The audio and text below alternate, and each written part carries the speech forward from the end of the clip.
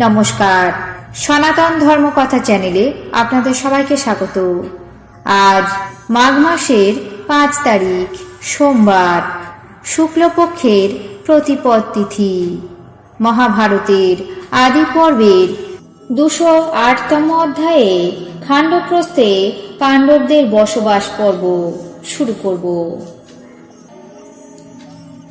নারায়ণং নমস্কৃত্য নরং চৈব নরোত্তমং দেবীং সরস্বতীং ব্যাসাং ততো জয়মুদীরয়েৎ।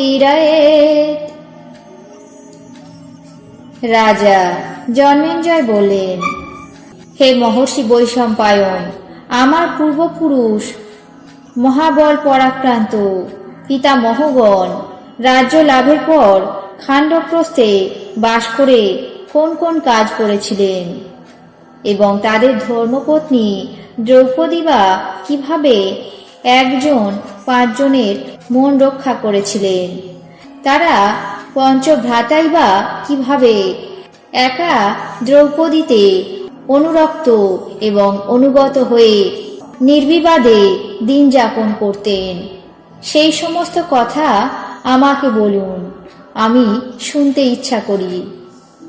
ঋষি বৈশম্পায়ন বললেন, মহারাজ, পাণ্ডবগণ ধৃতরাষ্ট্রের আজ্ঞা অনুসারে রাজ্য লাভ করে কৃষ্ণার সঙ্গে খাণ্ডপ্রস্থে বসবাস করতে লাগলেন।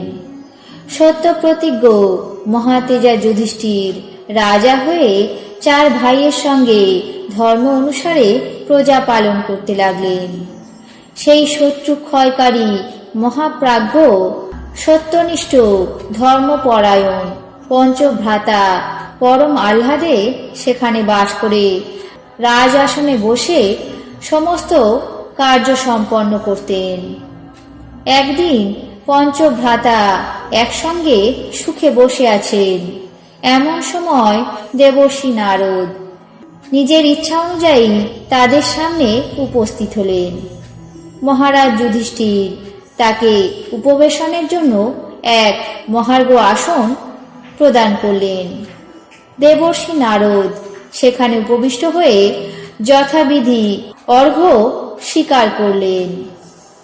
দেবর্ষি পূজা গ্রহণের পর পরম প্রীত হয়ে মহারাজ যুধিষ্ঠিরকে আশীর্বাদ করে আসন পরিগ্রহ করতে অনুমতি দিলেন।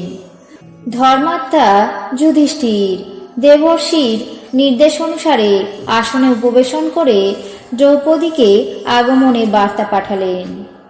দ্রৌপদী নারদের আগমনের কথা শুনে সূচি এবং সুন্দর বস্ত্রে সজ্জিত হয়ে তার সামনে আগমন করলেন। তারপর দ্রৌপদী নারদের চরণ বন্দনা করে হাত জোড় করে বিনীতভাবে দাঁড়িয়ে রইলেন। দেবর্ষি নারদ রাজকন্যা দ্রৌপদীকে নানা প্রকারে আশীর্বাদ করে অন্তঃপুরে গমনের অনুমতি দিলেন। দ্রৌপদী তখন সেখান থেকে গমন করলে ঋষিশ্রেষ্ঠ নারদ নির্জনে যুধিষ্ঠির সহ পঞ্চভ্রাতাকে সম্বোধন করে বলতে লাগলেন, হে পুরুষশ্রেষ্ঠ পাণ্ডবগণ, তোমরা পঞ্চভ্রাতা, কিন্তু একা দ্রৌপদী তোমাদের ধর্মপত্নী। অতএব যাতে তোমাদের পরস্পর ভ্রাতৃবিচ্ছেদ না হয় এমন কোনো উপায় বিধান করো। পূর্বকালে সুন্দর এবং উপসুন্দর নামে 2 ভাই ছিল। তারা ছিল অন্যের অবদ্ধ, অর্থাৎ অন্য কেউ তাদের বধ করতে পারবে না।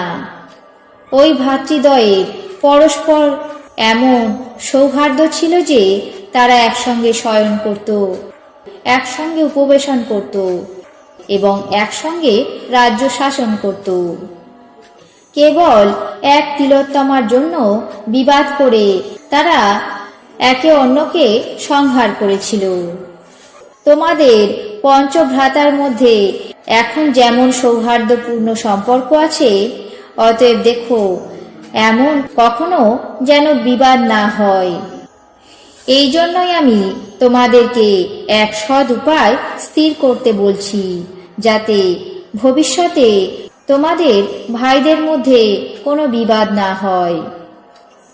যুধিষ্ঠির বললেন, হে মহর্ষি, আপনি যে সুন্দর এবং উপসুন্দের কথা বললেন, তারা কার পুত্র ছিল, কিভাবে জন্মেছিল এবং কেনই বা পরস্পরের মধ্যে বিচ্ছিন্ন হয়ে গেল এবং কিভাবেই বা একে অন্যকে সংহার করেছিল। আর যে অপ্সরা তিলোত্তমার রূপ লাবণ্যে তারা কামে অন্ধ হয়ে পরস্পরের প্রাণ নাশ করে, সেই অপ্সরাই বা কে ছিলেন? হে তপস্বী, এই সমস্ত বৃত্তান্ত আদ্যপ্রান্ত আমাদের কাছে বলুন, আমরা শুনতে ইচ্ছা করি। আপনি সবিস্তারে তা বর্ণনা করুন। আজ মহাভারতের আদি পর্বের 208তম অধ্যায়ে খাণ্ডবপ্রস্থে পাণ্ডবদের বসবাস পর্ব এখানেই শেষ করছি। বাকি অংশ আগামী পর্বে পাঠ করে শোনাব। এখন জেনে নেব আজকের দিনের 12টি রাশির রাশিফল। মেষ, উদ্বেগ। বৃষ, মামলায় জয়। মিথুন, বন্ধুর সাহায্য লাভ। কর্কট, অভিনয়ে সাফল্য। সিংহ, চারুকলায় সুফল। কন্যা, স্বীকৃতি লাভ। তুলা, জ্ঞাতি বিরোধ। বৃশ্চিক, স্বপ্ন পূরণ। ধনু, ব্যবসায় জটিলতা। মকর, আর্থিক অবনতি। কুম্ভ, উৎসাহ বৃদ্ধি। মীন, উৎসবে অংশগ্রহণ। এই ছিল আজকের দিনের 12টি রাশির রাশিফল। আপনাদের কেমন লাগলো তা অবশ্যই কমেন্ট বক্সে জানাবেন। চ্যানেলটিকে সাবস্ক্রাইব করবেন, লাইক করবেন, শেয়ার করবেন। ধন্যবাদ।